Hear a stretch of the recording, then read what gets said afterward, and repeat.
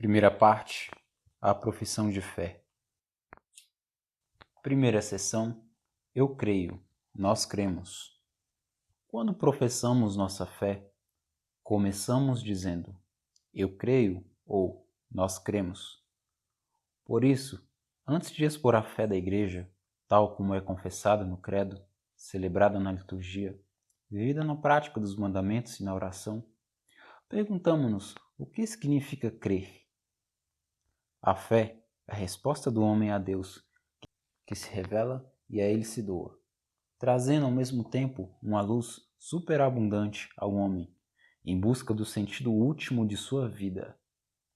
Por isso, vamos considerar primeiro esta busca do homem, capítulo 1, em seguida a revelação divina pela qual Deus se apresenta ao homem, capítulo 2, e finalmente a resposta da fé, que é o capítulo 3. Capítulo 1. O homem é capaz de Deus. O desejo de Deus. O desejo de Deus está escrito no coração do homem, já que o homem é criado por Deus e para Deus. E Deus não cessa de atrair o homem a si, e somente em Deus o homem há de encontrar a verdade e a felicidade que não cessa de procurar. 2 pontos. O aspecto mais sublime da dignidade humana está nesta vocação do homem à comunhão com Deus. Este convite que Deus dirige ao homem de dialogar com ele começa com a existência humana. Pois, se o homem existe, é porque Deus o criou por amor e, por amor, não cessa de dar-lhe o ser. E o homem só vive plenamente, segundo a verdade, se conhecer livremente esse amor e se entregar ao seu Criador.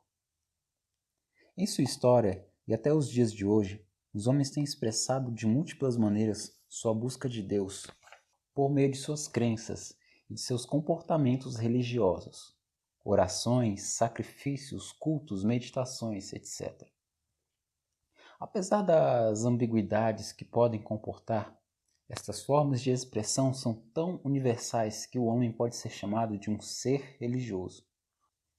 De um só homem, Deus fez toda a raça humana para habitar sobre toda a face da terra, fixando os tempos anteriormente determinados e os limites de seu habitat. Tudo isso para que procurassem a divindade.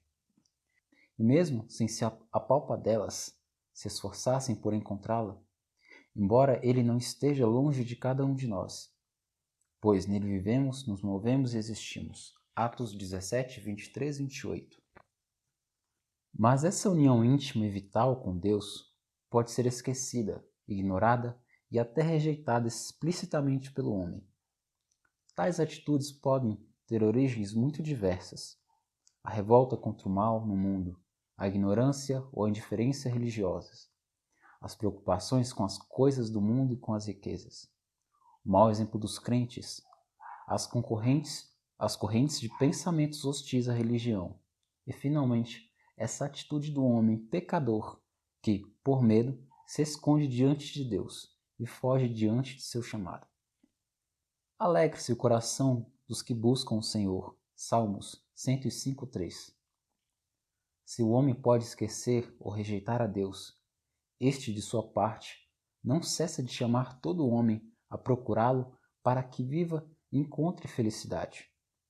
Mas esta busca exige do homem todo o esforço de sua inteligência, a retidão de sua vontade, um coração reto e também um testemunho dos outros que o ensinam a procurar a Deus.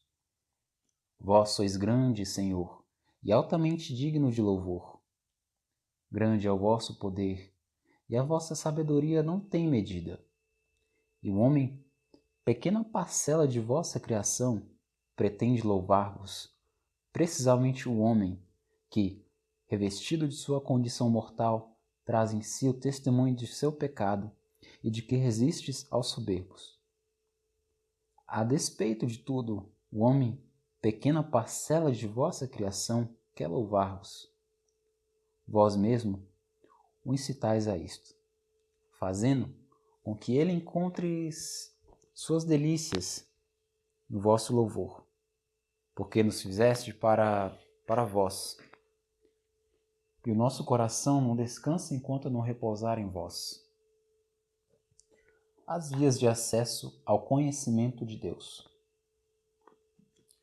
Criado à imagem de Deus, chamado a conhecer e amar a Deus, o homem que procura a Deus descobre certas vias para ascender ao conhecimento de Deus. Chamamo-las também de provas da existência de Deus. Não no sentido das provas que as ciências naturais buscam, mas no sentido de argumentos convergentes e convincentes que permitem chegar a verdadeiras certezas. Essas vias para chegar a Deus têm como ponto de partida a criação, o mundo material e a pessoa humana. O mundo, a partir do movimento e do devir, da contingência, da ordem, da beleza do mundo, pode-se conhecer a Deus como origem e fim do universo. São Paulo afirma a respeito dos pagãos: o que se pode conhecer de Deus é manifesto entre eles, pois Deus lhe revelou sua realidade invisível, seu eterno poder e sua divindade. Tornou-se inteligível desde a criação do mundo através das criaturas. Romanos 1, 19, 20. E Santo Agostinho: interroga a beleza da terra, interroga a beleza do mar, interroga a beleza do ar que se dilata e se difunde, interroga a beleza do céu. Interroga todas estas realidades. Todas elas te respondem: olha-nos, somos belas. Sua beleza é um hino de louvor, confesse. Essas belezas sujeitas à mudança, quem as fez senão um belo, Pulcher, não sujeito à mudança? O homem, com sua abertura à verdade e à beleza, com seu senso do bem e moral, com sua liberdade à voz de sua consciência, com sua aspiração ao infinito e à felicidade, o homem se interroga sobre a existência de Deus. Mediante tudo isso, percebe sinais de sua alma espiritual, como semente de eternidade que leva dentro de si, irredutível à só matéria. Sua alma não pode ter origem senão em Deus.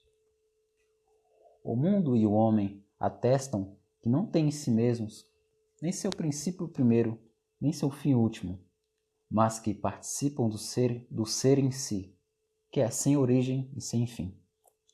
Assim, por estas diversas vias, o homem pode ascender ao conhecimento da existência de uma realidade que é a causa primeira e o fim último de tudo, e que todos chamam Deus. As faculdades do homem o tornam capaz de conhecer a existência de um Deus pessoal. Mas, para que o homem possa entrar em sua intimidade, Deus quis revelar-se ao homem e dar-lhe a graça de poder acolher esta revelação na fé. Contudo, as provas da existência de Deus podem dispor a fé e ajudar a ver que a fé não se opõe à razão humana. 3. O conhecimento de Deus segundo a Igreja. A Santa Igreja, nossa Mãe, sustenta e ensina que Deus, princípio e fim de todas as coisas, pode ser conhecido, com certeza, pela luz natural da razão, a partir das coisas criadas. Sem esta capacidade, o homem não poderia acolher a revelação de Deus. O homem tem esta capacidade por ser criado à imagem de Deus. Todavia, nas condições históricas em que se encontra, o homem enfrenta muitas dificuldades para conhecer a Deus apenas com a luz de sua razão.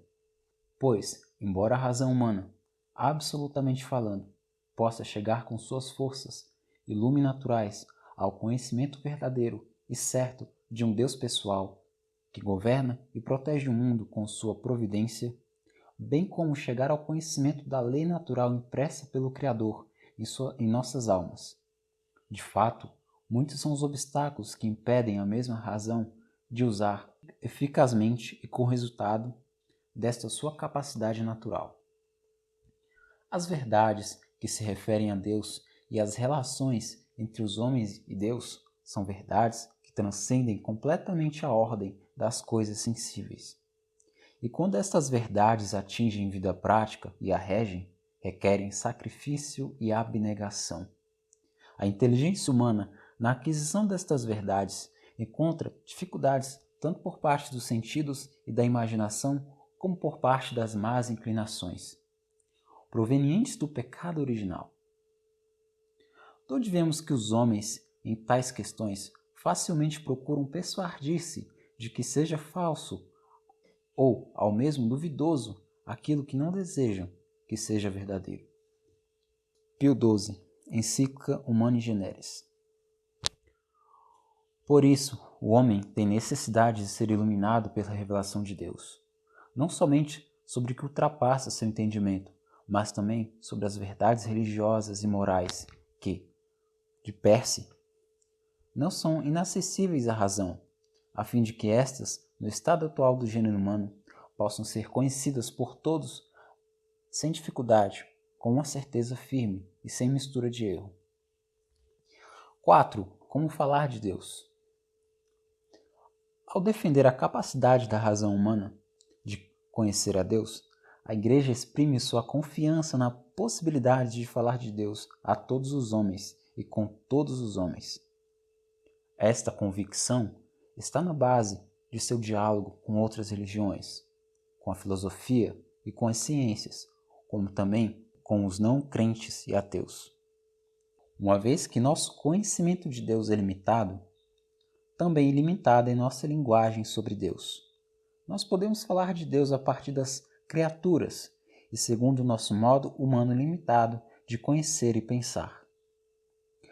As criaturas, todas elas, trazem em si certa semelhança com Deus, muito particularmente o homem criado à imagem e à semelhança de Deus. Por isso, as múltiplas perfeições das criaturas, sua verdade, bondade e beleza, refletem a perfeição infinita de Deus. Em razão disso, podemos falar de Deus a partir das perfeições de suas criaturas, pois a grandeza e a beleza das criaturas fazem, por analogia, contemplar seu autor. Deus transcende a toda criatura, por isso é preciso incessantemente purificar nossa linguagem naquilo que possui de limitado, de proveniente e de pura imaginação, de perfeito, para não confundirmos o Deus inefável, incompreensível, invisível, inatingível com as nossas representações humanas. Nossas palavras humanas permanecem sempre aquém do mistério de Deus. Assim, falando de Deus, nossa linguagem se exprime, sem dúvida, de maneira humana, mas ela atinge realmente o próprio Deus, ainda que sem poder exprimi-lo em sua infinita simplicidade. Com efeito, é preciso lembrar que entre o Criador e a criatura não se pode notar uma semelhança, sem que se deva notar entre eles uma ainda maior dessemelhança.